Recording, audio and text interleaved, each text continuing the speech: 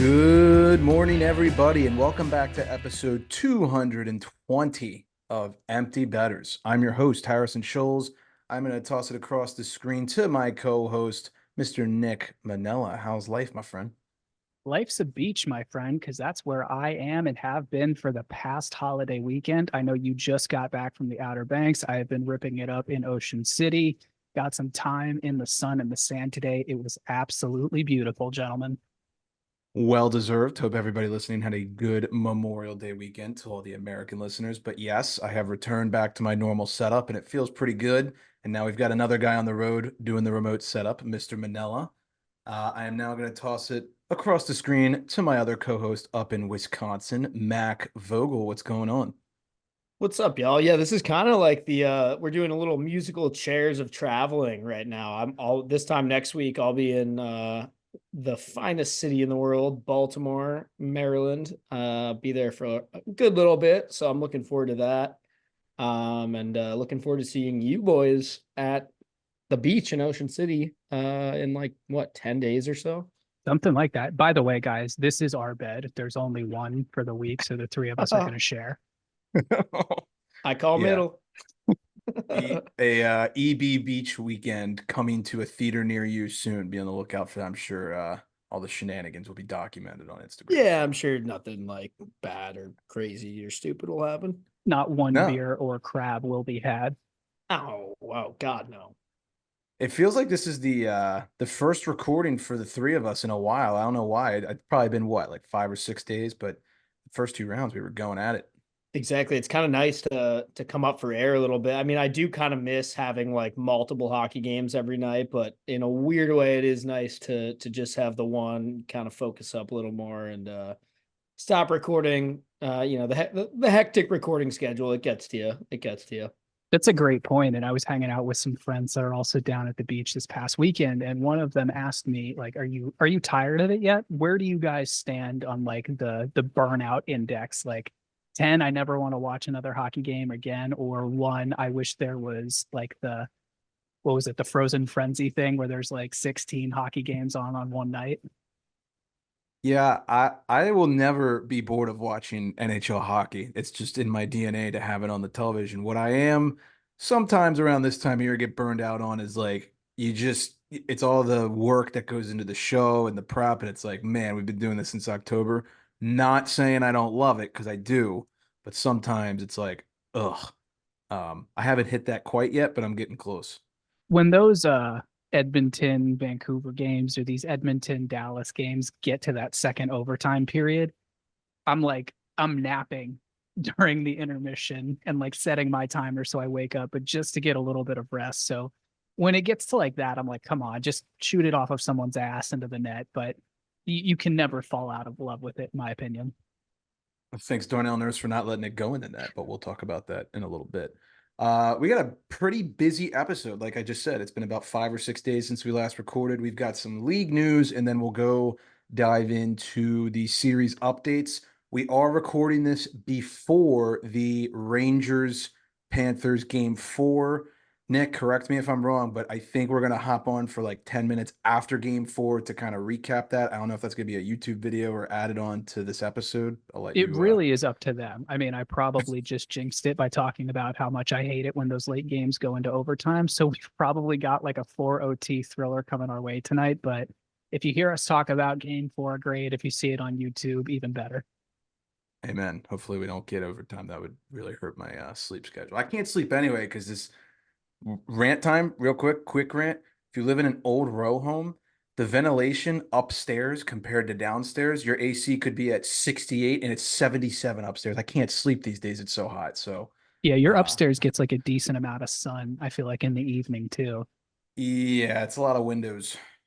I can't sleep. I think I'm getting haunted. Like ever since I did that little like seance thing for the picks that one time. I wish I was fucking kidding, guys. I actually think I'm getting haunted. There's some weird shit going on in my house last night. We'll Kept just like kept me awake. we'll just swap the EB Beach weekend for like EB Bayou weekend and we'll go down to Nolans and get like some anti-voodoo stuff or whatever we need to do.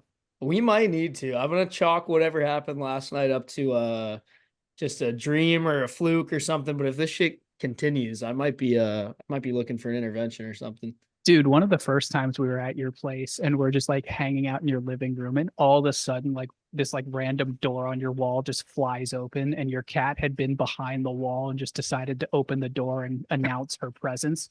I swear I hit the ceiling. That scared the living shit out of me. Yeah, that's a classic. I know it wasn't that. It was just some weird. I was home alone last night and some strange noises I don't really have an explanation for. So we'll leave it at that. All right. Well, let's get to the league news. But before we do, you know the drill. It's summertime. Kane Footwear are good friends with the best recovery shoes in the game. I know Nick has a word from them. That's right. If you're like Mac and need to outrun ghosts, then look no further than Kane Footwear, who sponsored this episode. After a tough game, your feet deserve some TLC, and that's where Kane Footwear comes in. Their shoes are designed to provide the perfect balance of comfort and support, helping you recover faster and get back to the game you love. So whether you're hitting the rink or hitting the outdoors, make sure you're wearing Kane Footwear. Visit the Kane Footwear link in our bio today to find your perfect pair. Kane Footwear, the official recovery shoe of empty bettors. Boys, I won't lie. Bought myself another pair today. The Sparty pair? I did not go with the Sparty pair. I went with that the all white one with the purple speckle on it. Ooh, oh yeah. Love that. All right. Well, you know, some of the NHL coaches could probably use a pair of Canes because the coaching carousel has been quite the whirlwind this offseason. So we've got a couple that we need to announce. Dan Bilesma, Disco Dan, becomes the second head coach in Kraken history. It's his first head coaching gig in 7 seasons. Congrats to Mr. Dan Bilesma. I have a little bit of a soft spot for him in my heart. Happy to see him go over to Seattle, get the bump. I believe he's coaching Coachella Valley, if I'm not mistaken, right? So it's kind of a bump up. Yeah, I mean it's great Yep. to see him back in the show. I feel like this guy was the coach for like what 5 years Yeah. after that Penn's Cup run span, and I know what did he do? He went to Buffalo after that, and well, we all know how that goes in Buffalo with coaches. But yeah, glad to see him back in the league. I'm interested to see, if you know where I'm going with this, which Coachella Valley Firebirds actually make the NHL under Dan Bilesma. You know, maybe some ones that were drafted first or second overall. Yeah, fairly high, right? So, yeah, I think everybody's thinking about that. It's an interesting move. I'm not sure if it changes much between this season and the next season, but nonetheless, I am a Dan Bilesma stan, and I am happy for him. So that's cool. The biggest announcement probably in the coaching carousel, Craig Berube. It was rumored on TNT because Paul Bissonnette said it, which is absolutely crazy, but the Toronto Maple Leafs have hired Craig Berube, and Sheldon Keefe, former Leafs coach, goes to New Jersey. So we've got a little bit of a coaching switch up without going too deep because we got a lot of playoff action to talk about. What are your guys' thoughts on this? I think this makes a lot of sense. And I mean, stop me if you've heard this one before, but this almost feels like it could be like the domino that needed to fall. Like this could be something, in my opinion, that I think could take the Maple Leafs in the right direction. I kind of am under the impression that if Chief can't do it, no one can. I agree. Like if Chief can't do it, you trade everyone except for one, maybe. You keep Matthews because generational talent, but I think you have to do something drastic if in whatever Maple Leafs kingdom calls their timeline here, if it doesn't work out. Big fan of all the memes running around of Berube and Marner catching a coffee and a muffin, and the captions are just so funny. Would have loved to have been a fly on the wall in that conversation. I can tell you that. So how many shots did you block last year? Get the fuck out of my office. Yeah, literally. I like that Keefe signing for Jersey, by the way. I think that's a good move for them. That also just makes a ton of sense for some reason to me. Like a good players coach for a lot of the young guys. I think that'll go well for jerseys. So, yeah, I didn't think that green was the answer, so I like this one a lot better. Jim Hiller gets the interim tag removed. He will be the Kings head coach next season. So some news out of LA. And then Scott Arniel hired to replace Rick Bowness in Winnipeg. Rick Bowness obviously stepping down. There's some family issues going on during the season, if you all remember. So we wish the best to Rick Bowness, but yeah, some big coaching news out west there for two first round exit playoff teams. Any comments? Happy for Scotty Arniel. Spent some time in Washington. So anytime you see Yeah. that Caps coaching tree, spring some fruit and get a head coaching job, that's a great thing. Yeah, I was just gonna say that. And then one big management change that came over the wire earlier today. Don Liddell, he stepped down as the GM of the Carolina Hurricanes. That happened right before the holiday. But it was announced today that he signed a multi-year deal with the Blue Jackets to become their president of hockey ops and general manager. So that is a huge, huge move for Columbus. I really like that for them. Liddell's had a lot of success in Carolina by some standard. They've won a lot of playoff series in the last 5 years. Obviously, they haven't gotten that cup, but Eric Tolsky will be the new GM of the Carolina Hurricanes. And my oh my, that is a tough, tough job to walk into. I got an analogy for you here. This feels like leaving the Hurricanes as GM right now to go be the GM of the Blue Jackets with where both of those teams are at right now and how long he was with Carolina beforehand. It's kind of like doing starting like a 10,000 piece puzzle and you're like in the home stretch. You're like, we got less than 1,000 pieces left in this 10,000 piece puzzle. We're really getting close to it. You can see the picture coming to fruition, and then you're like, you know what? I think I'm gonna go in the other room and start another one, a different one. Why does that make so much sense? You're not wrong. I mean, maybe he's getting paid out the ass or something, but I can't think of a single reason you would want to do this.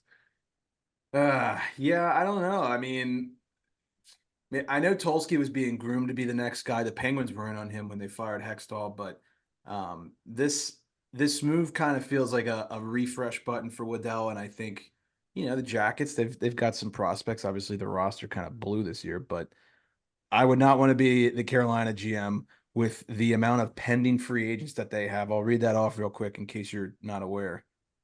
We've got 9 players: Gensel, Teravainen, Shea, and Pesci, all UFAs. Natchez, Jarvis, and Drury all become RFAs. That is brutal. To be fair, I mean the Cleveland Monsters is the AHL affiliate of CBJ, and they are alive and well in the Final Four right now. So that is a great maybe program. The future's bright. I feel like people don't give that program enough credit. They have been very, very good for the past 10, 15 years and produced some serious NHL talent. Out of those names that Harry just read, is there one that you guys are like, gone, let him go, or just makes the most sense to let go here, or not really? I doubt like Gensel will come back. I feel like that's one where it's just you had him for this, and it, he was good, but didn't turn into a cup, so it's over. I've read that Natchez is all but gone. That's going to be an expensive one, which is an interesting player. Truly. Sounds like he and Shea, I've heard a lot of rumors of them like both going to get paid by someone, probably not them. Yeah, that RFA tag makes it a little interesting, but I would be pretty shocked if Natchez is back. I think you got to keep Jarvis. Teuvo Teravainen, you are a Washington Capital. Oh, you want it? Did he play with Stromer in Chicago at all, or was that probably maybe not, right? They might have just missed each other. That's a good question, though. That's a good question. All right. Well, we are going to move on to a little IIHF talk. Czechia defeats Switzerland 2-0 to win gold. And my goodness, we have to talk about this because forget the game. The party in Prague has just been unbelievable so far. If you've followed David Pasternak on Instagram, you will know what I'm talking about. Do you know why they're partying so hard? Do tell. So what was the best Stanley Cup bender of all time? The Washington Capitals. Yes. What's the best IIHF bender of all time? Czechia. Who was on both of those teams? Michael motherfucking Kempny. Let's go. There you go. Yeah, that celebration in Prague was something. I'm really showing my ignorance. I will be honest. I know, like, we run a hockey podcast. I could give 2 fucks about the double IHF. I don't watch it. I don't care. Was it in Czechia? Because when It Pasternak was, scored that goal, they I went, think it was at O2 Arena in Prague. yeah, that building erupted when Pasternak scored. I think Like, that's, don't quote me on this, but I'm pretty sure it's the biggest European hockey venue is O2 okay, Arena in Prague. based on that celebration, I buy it because like I have I- I've really truthfully never seen an American arena like go quite that wild on a game-winning goal. That was crazy. The Um, Worlds is hard for us as North Americans to get into because it coincides with the Stanley Cup playoffs. So like obviously, it's not as, as far as we're concerned, it's not best on best, but like the European teams absolutely live for the Worlds. And I loved what Pasta said when he got interviewed afterwards, sort of throwing some shade at that Four Nations tournament that we have coming up. He was like, how about yeah, you invite us? So yeah. honestly, I'm totally on board. Maybe we bump it to 6 here. For real. I totally buy that. I mean, how can you disagree after they just won gold? But that is the first time Czechia has won gold at home since becoming an independent nation. And I would love to see a a little vote poll of McGregor versus Pasternak, who's having the better bender right now, because it's a battle of the greats. It's a battle of the Europeans right now. We got the Irish versus the Czech, and it's one for the ages. I'm gonna go with Pasta because I can't stand the other one. Those videos are crazy, dude. Like, not to get into the UFC talk, but like, if you haven't seen the McGregor videos, he's got a fight in what, like 30 days, and he's like licking chicks' tits at the bar, like doing all crazy shit, recording himself. It's wild. Anyways, um, yeah, and then shout out to Switzerland's Kevin Fiala, named tournament MVP. Good for him. I've never actually heard him talk. His accent was way thicker than I thought. Yeah. Shout out to Switzerland too for making the final of the Worlds. That's awesome. I think it's like their fourth silver or something like that. I know they still don't have a gold, and I'm sure they wanted it, but it's awesome to see countries like that making their way to international finals in hockey. For sure. All right, we're gonna get into the Stanley Cup playoff talk. We're gonna start out west, and that series is presented by Elwood's. Mac, I think you have a word from our friends. Sure do. Just a reminder to support your local beer and have a dive bar at Elwood's, home of the Pizza Luge, located in the heart of downtown Milwaukee on Water Street. This 70s inspired bar has a little something for everybody, from daily happy hour, rotating taps, free birthday perks, and a four-season patio. A good time is always right around the corner at Elwood's. We'll see you there. I will definitely be there for lots of Admirals games. I'm hoping the Admirals can push this, and they're in the Western Conference Final now. So we've been talking with our boy Nate, and maybe we'll throw a little party there if they can get to the Calder Cup Final. So keep an eye out for that. Ooh, We are ooh, still once again asking for a Bears ads Calder Cup final. That would be a dream Yes, scenario for this podcast. inject that into my veins. Speaking of the Bears, I actually, while I'm home, if it goes 6 games, I might go to game 6 in Hershey. I'm thinking about it. that'd be a good one.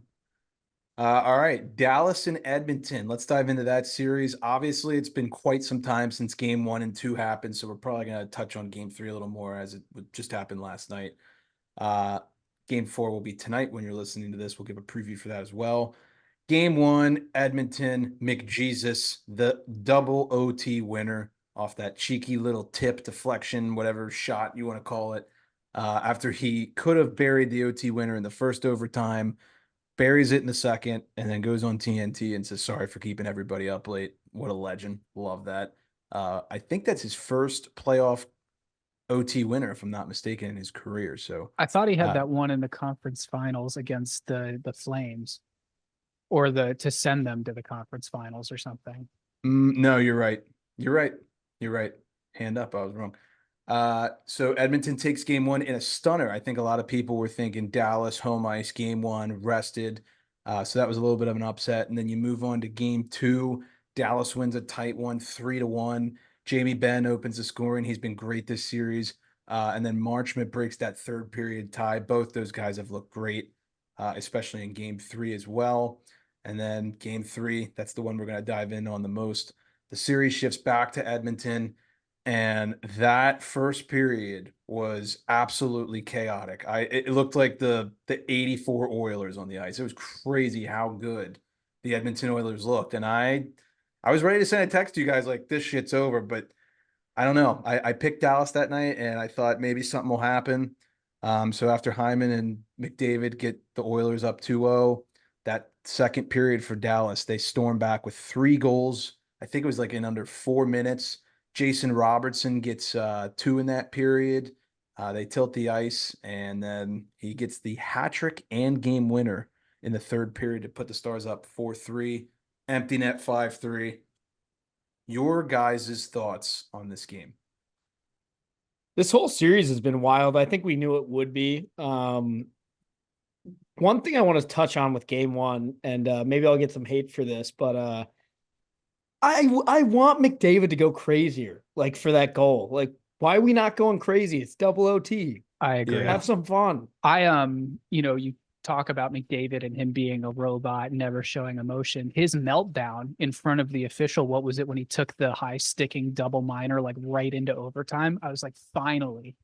Because like we used to see that from him in Erie. If you've never seen the video of him storming off the ice and screaming like fuck as loud as possible in Erie, please go look it up. It's hysterical because he's like 12 in the video. But I love it. He was pissed off, and yeah, he was having a little bit of a Sidney Crosby moment with the referees, like Sid would have done in his, no offense, but let's be real, Sid in his first couple seasons would have done that too. But then you know what he did? Exactly like Harry Sid would have done in his older years, just shut the fuck up and got to work. And I was laying in bed watching that Ottinger save. I thought that puck was in. I was like, there's no way in hell that the best player in the world is going to get stopped by a paddle. And he did. And I know everyone's going to try and criticize him too. Yeah, true. There was a stick in there. And I know everyone's going to criticize and say like, what were you doing? Just put it on net. But I don't really think I can criticize 97. He took a little too long to get the puck off his stick, but it's all right.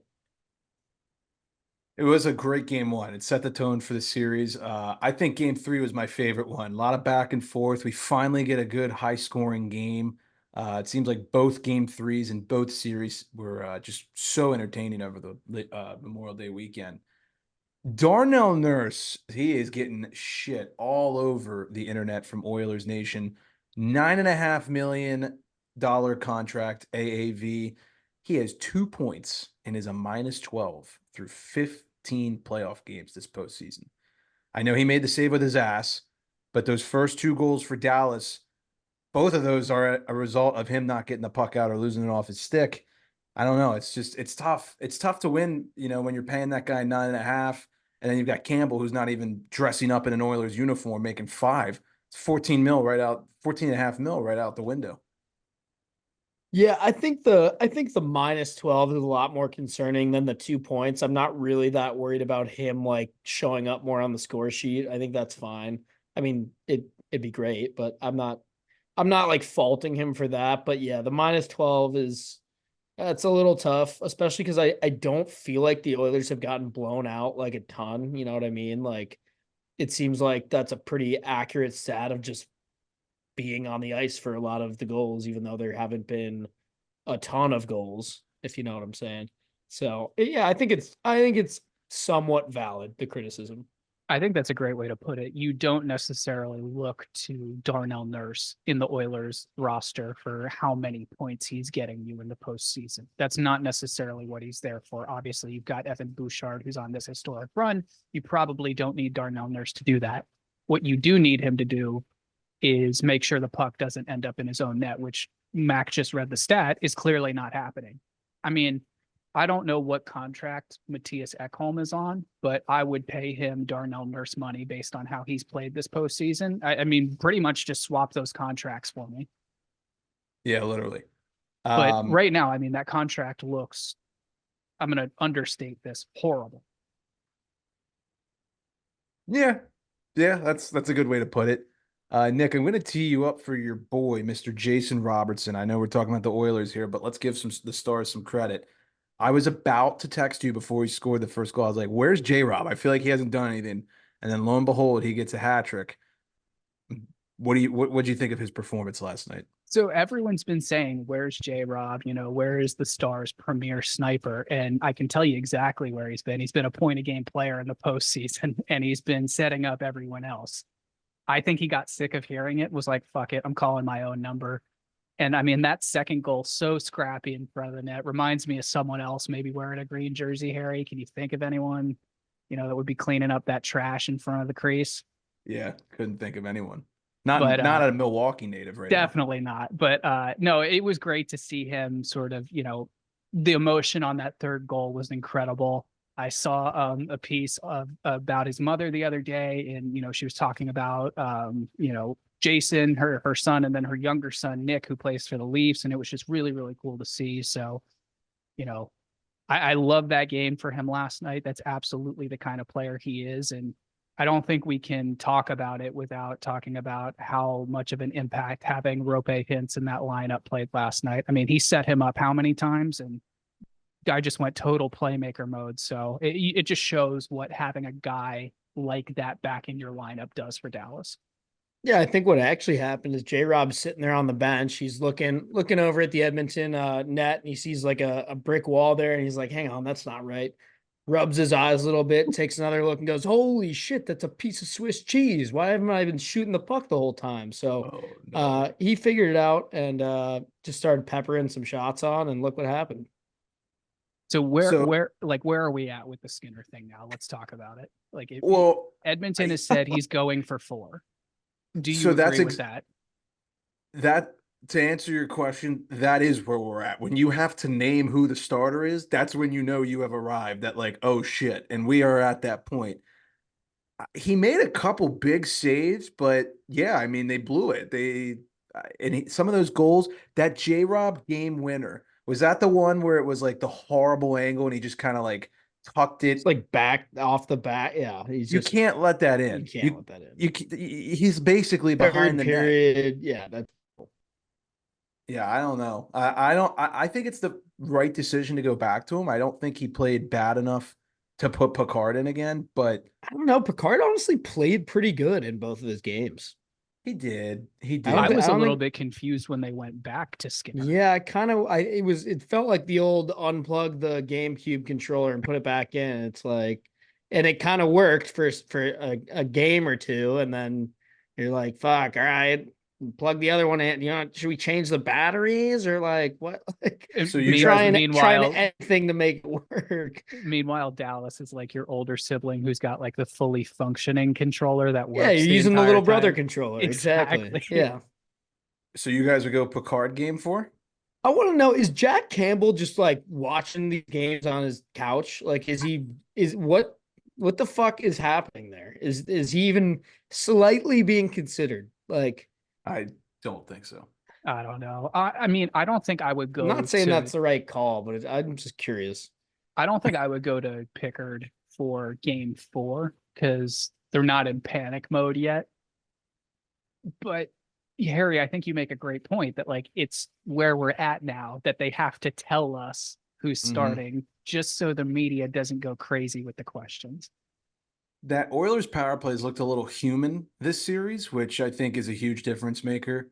And you live and die by the power play. That's one of the things that is risky about it, right? So I don't know. Game 4 is going to be really hard to predict. It's just like game 4 again for New York, Florida, which we'll talk about here shortly. I just put my pickup on Instagram. We could chat about it, but the Oilers, I'm going to say game 4 is kind of a must win because Dallas is not that type of team to blow a 3-1 lead this year. I just don't think they're that guy.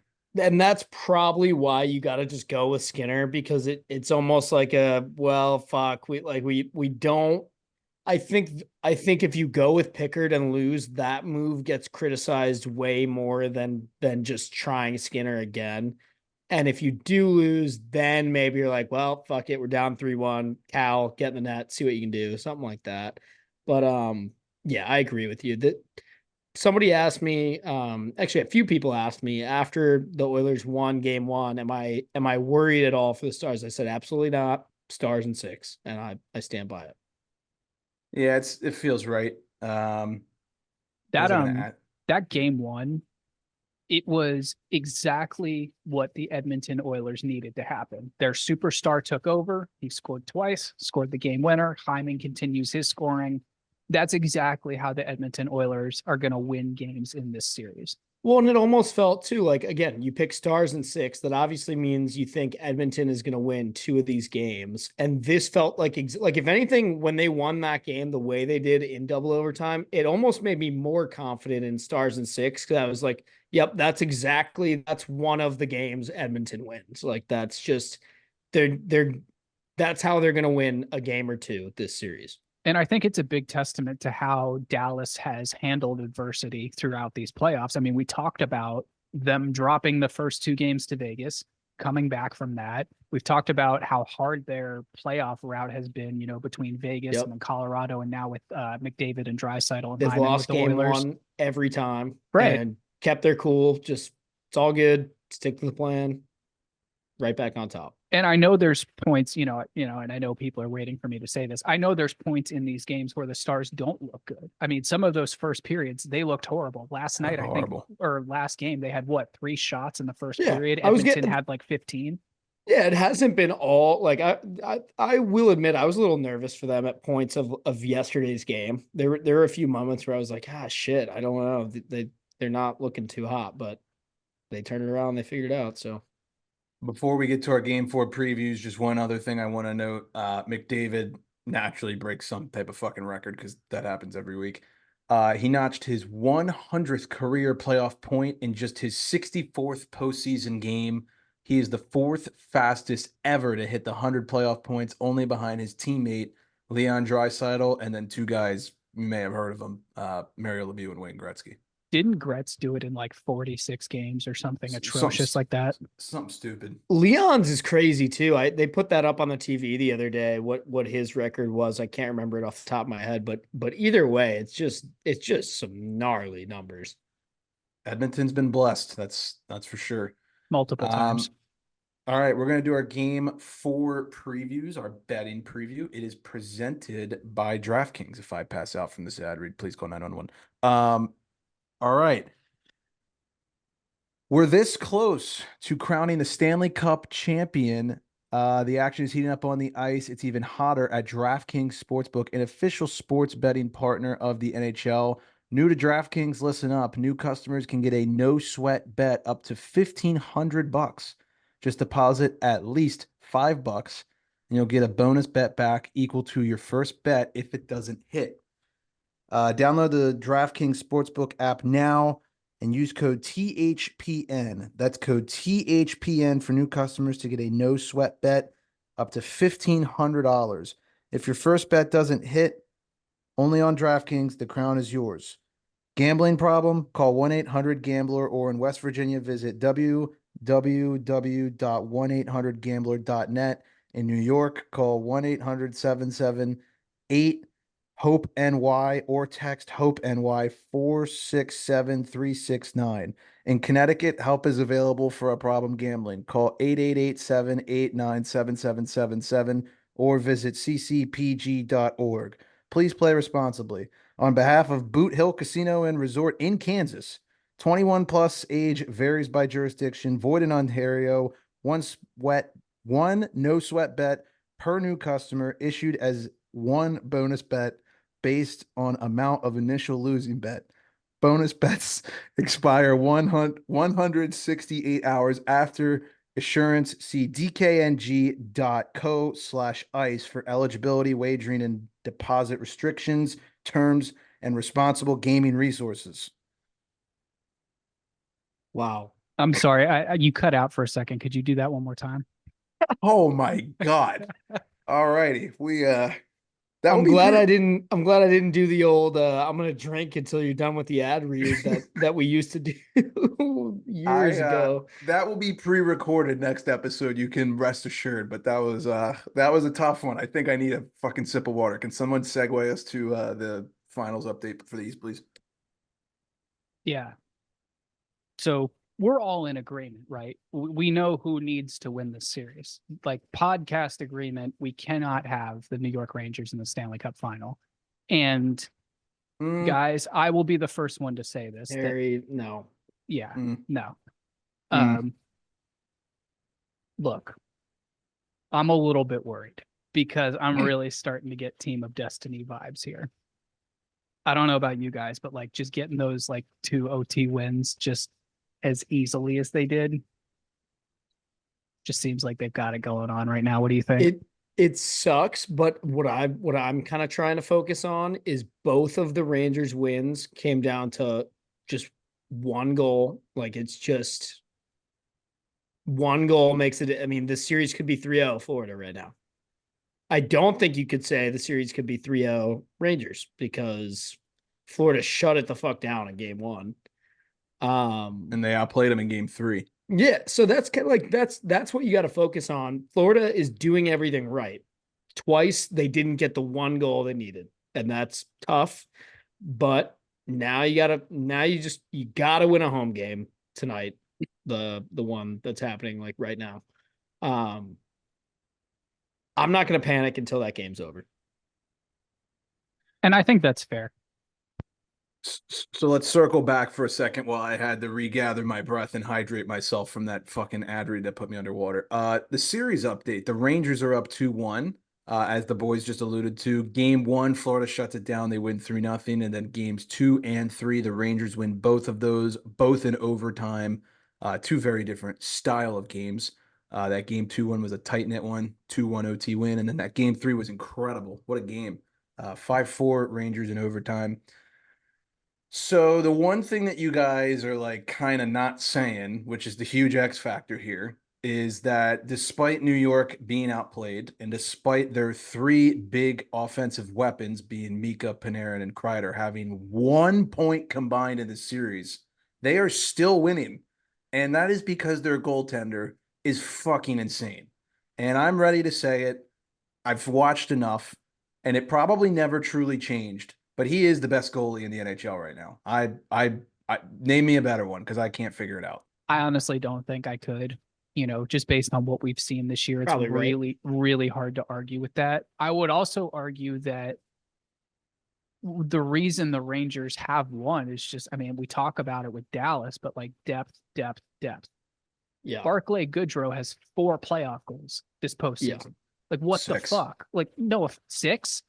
He scored 2 in game 4 or game 3. I'm Jesus. sorry. Yeah, Yeah, I think it's literally like 4 this series or 3 this series at least or something like that. Jesus. I mean, like He's- that's what sets it apart, in my opinion. I mean, here comes the Caps analogy. How many goals did Devontae Smith-Pelly have between the second round and the Yeah. Stanley Cup final? And here's the other thing. Like honestly, Harry, I do agree with you. I think Igor is probably the best goalie in the league right now. And this postseason he has been so far, but I'm not sure he's the reason that they're beating the Panthers right now. I mean, he's let in, this isn't a lot for Rangers fans. Come at me. He's let in 8 goals in 3 games. That's good, but by his standards, it's not that good, honestly. Like he had been letting in like 2 goals per game leading up to this. So if anything, like that hasn't been as much of a problem for the Cats as it was for Carolina or Washington. But I'm with Nick. I think it's the Rangers' depth right now that's just really impressive. And what's interesting is the Cats also have great depth. I mean, Forsling has 2 goals in the last, like 2 massive goals in the last 2 big significant games that this team has played. And I don't know. What do you think it's going to take for the Cats to do tonight to right this ship here? See, here's the other thing. This feels like we said it going into the series, but you got the right Eastern matchup. These are the two best teams in the Eastern Conference, and like neither one of them wants to fucking go down. Like they are battling. Like that. I mean, obviously, last 2 games go to OT, but for me, especially game 3. The way that Florida battled back and didn't just roll over. We've seen so many teams this postseason, or not so many teams, 2 teams, multiple times, go into a third period down against the Rangers, and they just have nothing they can even fucking do. The Caps and the Canes just go into that third period losing, knowing you got to come back against the Rags in the third period, and there isn't there's no remote clawing back into it, basically.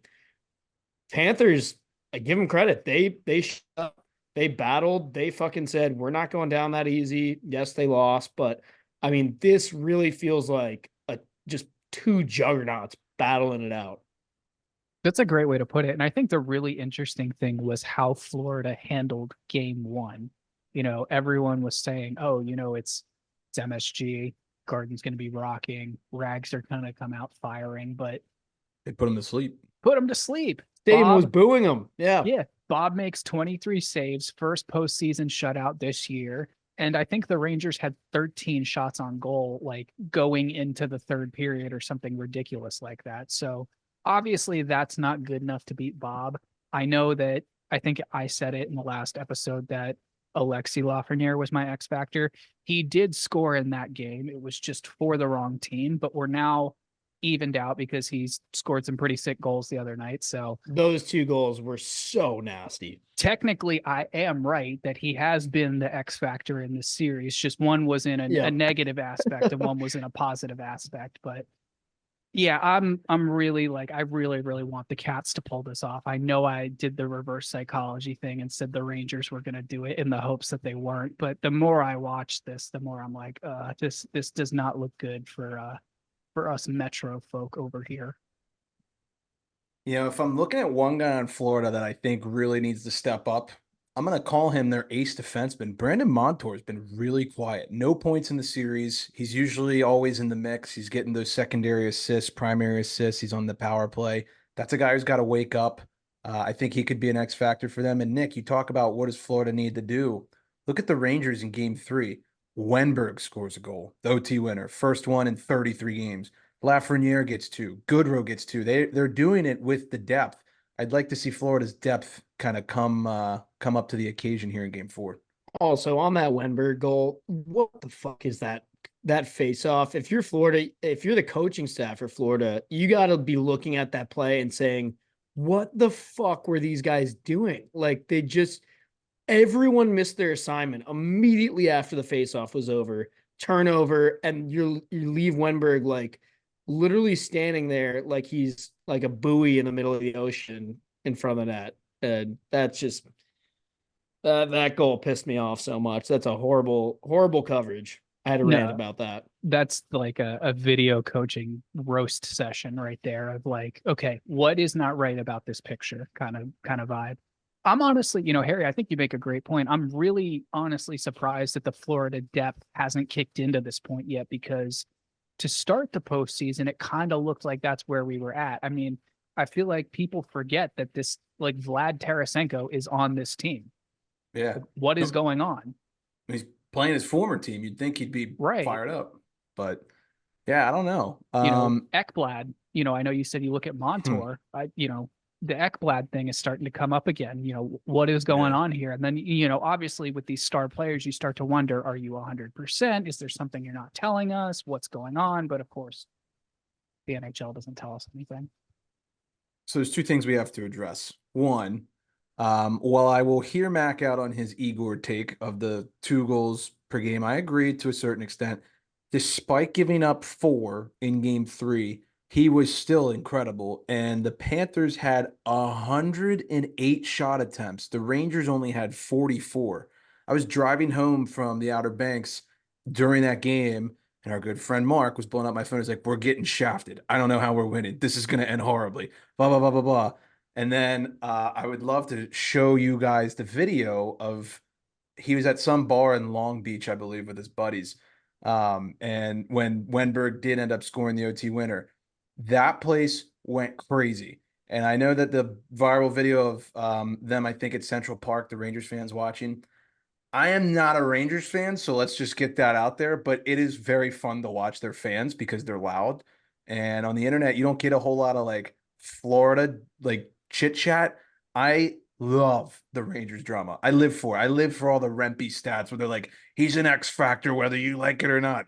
I live for the Lafreniere being compared to being the next Eichel with the way he skates. I love that shit. So I'm in a weird place because I'm not rooting for New York, but I also find that they keep me much more engaged than Florida. So I don't know how to handle this. I hate them so much. I feel like I know we've talked about it so much on this show and people are probably sick of it. It's probably half the amount that I really need to drive this home, how much I hate that team, their fans, with the exception of 2 people, Mark and Ed Novak. They're amazing people. But you can say Mark. It's okay. But yeah, it's just I can't have it happen. Like for all the Couldn't agree torment more. that Mac and I have had to go through at the hands of Henrik Lundqvist and Chris Kreider and Derek fucking Stepan and fucking Derek Brassard when he was there, and it is a nightmare scenario. I know it's best for the NHL. I can't have it happen. We're gonna have to do something about it, boys. Couldn't agree more. Before we give our picks for game 4, which is puck drops in like 2 minutes from now while we're recording this, we need to talk about Mac and Igor. Well, apparently our good friend, Mr. Powderly, listener of the program, tweeted a picture of a cardboard cutout of Igor Shesterkin and said, "Why does Mac look smack like Igor?" And we were discussing this before the recording. I've never thought that Mac looks like Igor until I saw that angle of that exact photo. And then I was like, oh my God, like, why does that actually look like Mac? This makes sense. What are your guys' thoughts on this? Well, I think first of all, the most impressive thing here is that a frog got a hold of a cell phone and was able to operate it. I mean, that's just incredible. If you know, you know. Second of all, I think it's more of like I've seen the picture. It is hilarious. I think it's more of a situation where this picture of Igor looks like Mac, not Mac and Igor look like twins, if that makes sense. Fair. I would agree. It did catch me a little off guard, but I was a little under the influence when I first pulled up this notification, and I kind of did a double take because I was like, how'd they get that picture of me? And then I was like, wait, that's Igor? Because it doesn't really even look like Igor. It doesn't. No. Yeah, it doesn't look like how he looks now. But yeah, I definitely was a little confused. I do think the most egregious thing here, though, is that he compared Igor's hair to you. Like that is so wrong on so many levels because that hair does not look good at all. Well, now Igor has the flow though, He's doesn't got he? flow. Yeah, he's got. I was gonna say, like, Igor's not a bad looking dude, Mac. I think that's Honestly, actually I a No, think that compliment. yeah, it's just that's not a just good picture. right. I would like that comparison if I were you. But we are gonna shift to our game 4 previews. One last thing from game 3. Good news for the Cats. Sam Reinhart finally woke up, and so did their power play. 2 power play goals. Barkov and Forsling round out the scoring. All right, game 4. Presented by Prop Tracker, your one-stop shop for all outlier bets. NFL, NBA, MLB, NHL, you name it, they got it. It'll track all your props for you. It will send you notifications to your phone when it hits. Go download the Prop Tracker app using the link in our social media bio, or you can go to www.proptrackerapp.com/emptybetters. There is no E in the letter tracker. It is just TRACKR. All right, game 4. Puck drop is literally happening right now as I'm saying it. Florida, -165 favorites. New York, +140 underdogs. Over under at 5.5. Leaning towards the under based on the public's money. What are your guys' thoughts? This gets tied up 2-2. There's just no way. I can't see this being a 3-1 series for either. Obviously, it could only be that for the Rangers, but in general, going into this one, I didn't see it being lopsided at any point. I thought it'd be 1-1, 2-2, maybe even 3-3 at some point. I have faith in the Cats. Like we said, they've been in every game.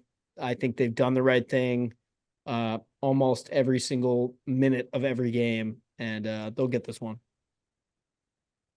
I'm actually going to disagree. I think the Rags take this thing 3-1. And that's just based on momentum. I'm in agreement with Nick. I took the Rangers. I posted it on the EB story. Not to toot my own horn, I've hit 4 in a row, so let's go for You 5 have. here. This run is pretty unreal. We've got the drive for 5 tonight. Do you feel good about it? I do. You know what? I said it already. That Panarin, Mika, Kreider stat. They've won 2 games and they have literally done nothing. So I feel like how can they, if those guys even do half of what they're capable of, the Rangers can steal this game. And I don't think Igor is going to let in 4 goals again. That being said, this game is either Rangers squeak it out like 3-2, 4-3, or the Panthers win like 5-0. There's no I could see in that. between. There's no in between in this one. I don't think the Panthers win a tight one. Now they will, obviously, but Does anyone feel like we're going to overtime for the third game in a row in this series? Could definitely happen. I really hope not. I'm not good at predicting that, to be honest. Two wild stats from Sportsnet before we wrap up here. The home teams in the 2024 Stanley Cup playoffs have been atrocious. They are a combined 33-42. That is only a 440 win percentage. That is the worst home team record in playoffs since the 1966 postseason. Pretty weird one there. And then the second one, I couldn't believe this. You would have never guessed it unless NHL Network didn't prioritize weird fucking stats instead of being entertaining. But the Rangers have the most comeback wins in NHL history in a single season when you combine playoffs and regular season. They have 34 come from behind wins this year. That beats the previous record held by the 05-06 Hurricanes, who won the Stanley Cup, and the 83-84 Oilers, who also won the Stanley Cup.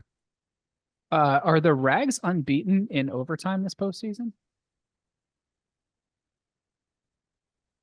Did Carolina beat them in overtime?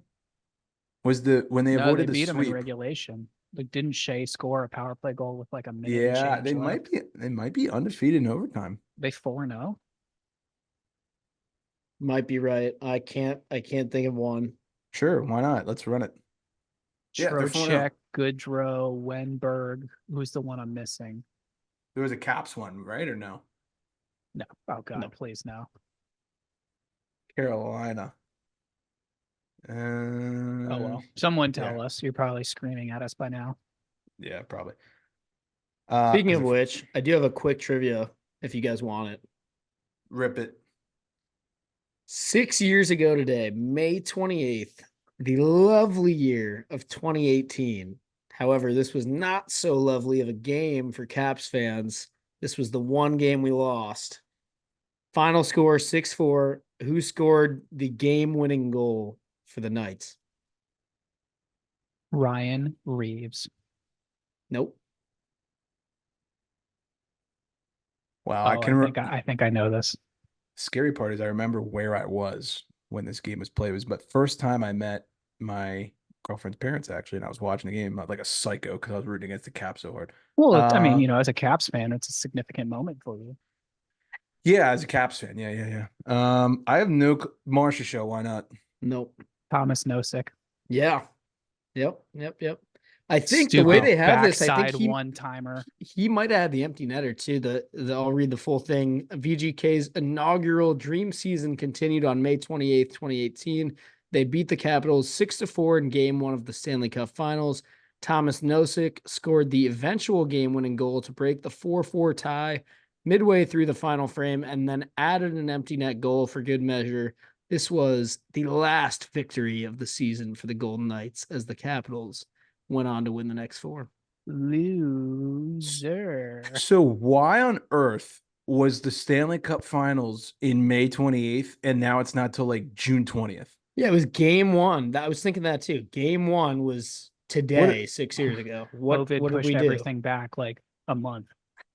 What are we doing here? The Stanley Cup should not be hoisted any later than like June 15. I would say shouldn't be. May 30th.